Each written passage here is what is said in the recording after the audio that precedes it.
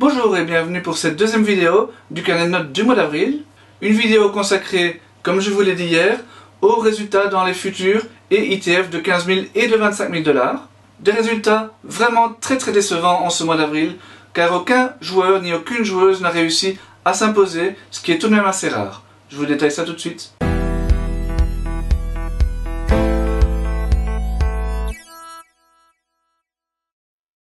Numéro 1 de notre podium ATP le mois dernier, grâce à une victoire dans un 25 000 $ en Espagne, Germain Gigounon poursuit son retour dans cette catégorie de tournoi, mais cette fois-ci au Portugal, à Porto tout d'abord, où il sort des qualifs et se hisse en quart de finale après une très belle victoire face à l'ancien 52e mondial Igor Sijsling. La semaine suivante à Cascais, il bat à nouveau le néerlandais au premier tour, avant de s'incliner face au portugais Silva, top 300 et 5e tête de série. Avec ce deux bons parcours, Germain gagne tout de même un peu moins de points que le mois dernier, mais il confirme sa très bonne forme et on espère qu'il pourra très bientôt la transposer au niveau des challengers. Le seul chez les garçons comme chez les filles à avoir atteint une finale en ETF en ce mois d'avril, c'est Yannick Mertens. Son mois reste toutefois relativement faible en raison de 2 défaites prématurées dans des 25 000 $ en tout début de mois. Il avait terminé mars par une tentative en challenger aux États-Unis et il a donc poursuivi son périple là-bas par 25 000 $. Tête de série numéro 2 à Memphis et numéro 3 à Little Rock, il s'y est respectivement incliné au deuxième et au premier tour. Il sauve toutefois son mois lors de la toute dernière semaine grâce donc à une finale lors du 15 000 $ de Djerba. Favori numéro 1 du tournoi, il connaît un parcours assez tranquille dans un tableau, il est vrai, assez faible et ne s'incline en finale qu'en 3-7 face à la tête de série numéro 2. Yannick van den Bulck est notre troisième joueur avec des résultats assez satisfaisants ce mois-ci. Ses tentatives en challenger au mois de janvier ont été assez peu fructueuses et il a été contraint de rejouer des 15 000 $ en février et en mars, cette fois avec de bien meilleurs résultats puisqu'il a atteint une finale et une demi. En avril, il a disputé 25 000 $. À celui de Porto, il a atteint les quarts de finale et n'a été battu que face au Hongrois Balázs, dont on a pu admirer les qualités lors du match de Coupe Davis. À Madrid, Yannick a encore franchi un tour et ne s'est incliné qu'au tie-break du 3e set face à la 6e tête de série. 3 autres joueurs ont obtenu un bon résultat en ce mois d'avril mais ont manqué de régularité. Maxime Thom a par exemple atteint une demi-finale aux 15 000 $ de la Grande Motte avant de s'incliner au premier tour aux 25 000 de Majadahonda. Jonas Merckx a atteint un très bon quart de finale aux 25 000 $ d'Angers en battant notamment le 317e mondial, ce qui constitue la deuxième plus grosse perf de sa carrière. Mais il avait malheureusement été battu auparavant d'entrer aux 15 000 $ de Antalya. Enfin, Zizou Bergs a réussi à sortir des qualifications aux 25 000 $ de Majadahonda et a même franchi le premier tour. Au deuxième, il menait 7-5, 4-1 face à la 3e tête de série avant de se blesser et de finir par jeter l'éponge en fin de 3e set. Rien de grave, heureusement, car il est déjà de retour cette semaine-ci. Le parcours de Clément Gains est par contre particulièrement inquiétant. Incapable de dépasser les quarts de finale depuis le début de la saison, Clément a vraiment touché le fond en ce mois d'avril avec 2 défaites d'entrée à Antalya face à des qualifiés et à chaque fois en 2 sets très secs. Clément n'a que 22 ans et ce genre de coup de mou arrive clairement dans une carrière, mais il ne faudrait vraiment pas que cette mauvaise passe dure trop longtemps.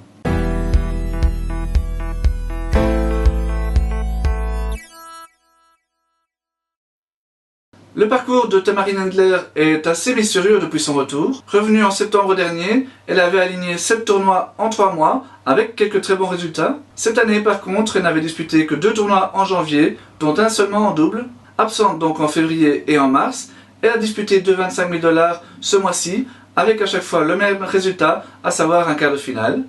À Jackson, elle a battu la 8e tête de série, mais n'a malheureusement pas pris un jeu face à la jeune Katerina Stewart. Des résultats mitigés donc, mais suffisants pour qu'elle grimpe sur la première place de notre podium. Le début de saison de Kimberly Zimmerman a été particulièrement difficile, puisqu'en 3 mois, elle n'a pas réussi à remporter le moindre match dans le tableau final de tournoi ETF.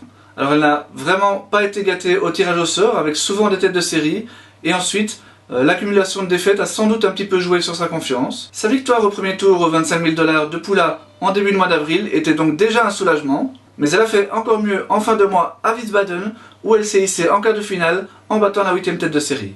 Surtout, elle ne s'est inclinée que 7-5 au dernier set face à Von Deichmann, la tête de série numéro 1 et future gagnante de l'épreuve.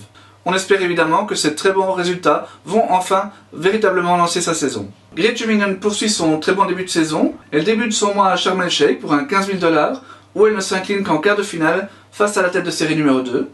Elle dispute ensuite deux 25 000 $ à Óbidos au Portugal, où à chaque fois elle sort des qualifications. Et lors de la deuxième épreuve, elle parvient même à franchir le premier tour avant de pousser au 3-7 la deuxième tête de série.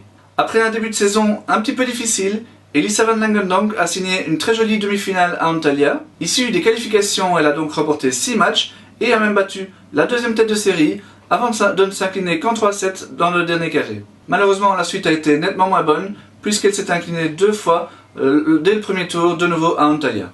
Les résultats d'ensemble étaient donc assez faibles, mais 2 joueurs n'ont vraiment pas presté à leur meilleur niveau en ce mois d'avril.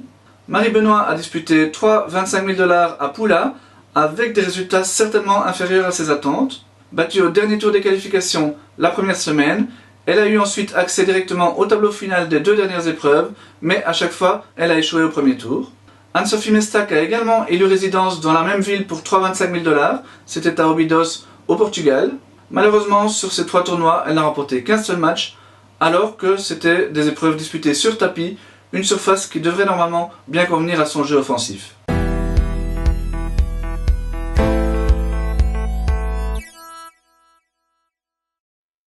Au classement, Germain Jugounon, en tête sur notre podium, poursuit donc sa progression vers le top 500, ce qui est un vraiment classement minimum pour un joueur de son niveau. Yannick Mertens perd quelques plumes, mais les points de sa finale à Djerba ne seront ajoutés que lundi prochain. Le constat est le même pour Jonas Mers, qui ne récoltera les fruits de sa bonne semaine à Angers que la semaine prochaine.